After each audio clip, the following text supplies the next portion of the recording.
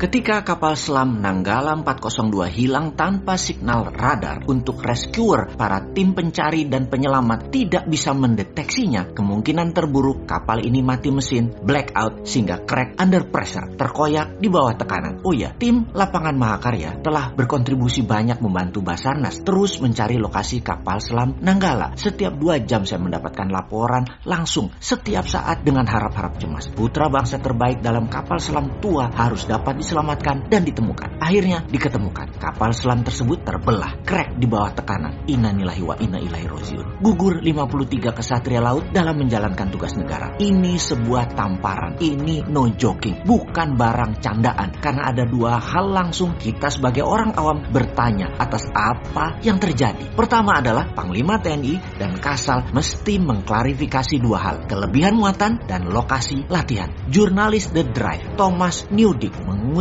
Combat Fleets of the World edisi tahun 93 yang mengatakan biasanya submarine tipe Nanggala berkapasitas hanya 34 personel. Kedua, Laut Utara Bali berkategori palung laut. Kedalamannya hingga 700 sampai 1300 meter. Semakin ke timur, semakin dalam. Arus bawah lautnya deras dan kuat. Tempat latihan TNI AL dan kapal selam bukan di situ, tapi di perairan Situbondo, Banyuwangi, sampai utara Singaraja. Submarine Nuclear Power Fleet sekaliber Royal Navy's Astute kelas yang sanggup beroperasi di bawah 300 meteran aja tidak berani ke sana. Kapal selam Rusia terbaru dengan tenaga nuklir, Yeltsin class, bisa melakukan safe depth di 450 meter dan tidak berani lebih dalam dari itu. Kok bisa-bisanya KRI Nanggala angkut 53 orang dan latihannya di zona berbahaya? Wahai Panglima dan Kasal, mohon dijawab ya, apa yang terjadi kemudian? Sistem pertahanan Indonesia jadi dikesankan terlemah di Asia Tenggara, bukan hanya omongan di warung kopi. Memang lemah. Seakan dalam 7 tahun ini tidak mendapatkan porsi yang sepadan. Sepertinya loh ya. Bahkan Menteri Pertahanan dipertanyakan status ke-TNI-annya. Hingga kemampuan Panglima TNI di dalam strategi membangun kekuatan pertahanan juga dipertanyakan. Sahabat, untuk meringkas masalah kapal selam Nanggala 402, jangan jauh-jauh melihatnya seperti para pengirim berita hoaks yang mengatakan diserang drone bawah laut Tiongkok lah, ditorpedo lah, ada kapal selam Perancis lah menyerang, ada perang laut akan terjadi.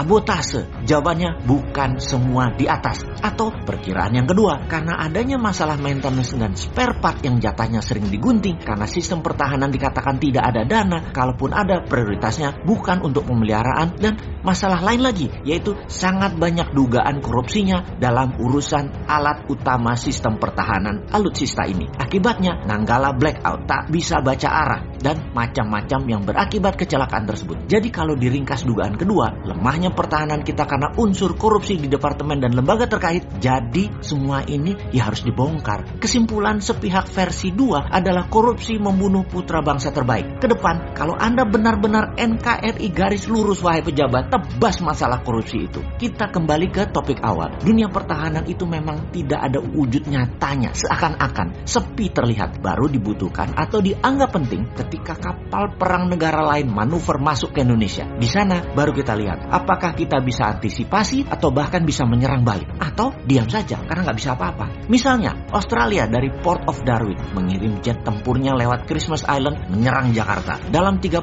menit. Bisakah diintersep serangan tersebut? Malaysia dari Sarawak serang Balikpapan. Pangkalan mana yang bisa menghalangi serangan udara tersebut? Atau kota Medan diserang oleh Thailand. Pangkalan mana yang bisa menahannya? Jangan-jangan dalam waktu 2 jam setelah negara agresor berangkatkan pasukan tempurnya, kota yang ditarget tersebut rata tanah sebelum bisa diintersep oleh pasukan kita. Bayangkan, alat-alatnya tua semua, sisa-sisa orde baru pun masih ada. Maintenance perawatannya hanya gonta-ganti spare part yang selalu terlambat. Indonesia ini negara maritim, angkatan lautnya harusnya terkuat di dunia. Namun miris, pencurian hasil laut oleh negara lain masih terjadi di banyak laut di Indonesia. Puncaknya, kapal selam Nanggala 402 beserta kesatria lautnya gugur. Industrial military complex harusnya ada di Indonesia saat ini. ini, selain untuk secara fisik mengendalikan wilayah Indonesia, juga membuat efek gentar negara lain. Lalu sebagai syarat mutlak, semua harus diproduksi dalam negeri. Indonesia harus menambah kekuatan perang dan pertahanan, juga bentuk perang non-militer harus juga dikuatkan 10 kali lipat dari saat ini. Seperti informational warfare, trade warfare, biological warfare, digital IT warfare, dan banyak lagi bentuk perang modern harus kita kuatkan kalau Indonesia mau menjadi negara superpower. Itulah mengapa New Mind akan merubah Departemen Pertahanan menjadi Departemen Perang. Dari defense menjadi offense. Itu semua adalah kebijakan luar negeri, ofensif. Itulah sebabnya kalau sistem bernegaranya yang diagungkan adalah old mind yang hanya bisa berhutang, itu saja pikirannya. Itu old mind berpendapat, itu kuno. Membangun perlu dolar itu kuno. Membangun perlu asing itu kuno. Untung kalian punya ribuan buzzer yang dibayar miliaran. Jadi terlindungi semua ketidakmampuan banyak pejabat dengan narasi, dengan cerita sukses dan kesederhanaan. Kalau bernegara ala New Mind, maka printing money 100% dengan underlying military industrial complex pasti dilakukan. Membangun mesin perlindungan negara seperti tank, kapal selam, kapal frigat, kapal laut, mungkin sampai kapal induk, hingga sistem radar, komunikasi satelit sendiri. Gelontorkan saja 500 triliun setahun pakai printing money dengan syarat bahan bakunya harus 100% Indonesia. Dan bagi New Mind itu pasti akan dilakukan. Walau awalnya trial error, ya nggak apa-apa. Setahun 2 tahun pertama mungkin yang benar-benar jadi hanya 40%. Namun di tahun ke-10, bayangkan kekuatan Indonesia saat ini. Dan bayangkan apa yang terjadi di tahun 2045 nanti. Kalau New Mind mah mulai sekarang, kalau Old Mind mah nggak tahu.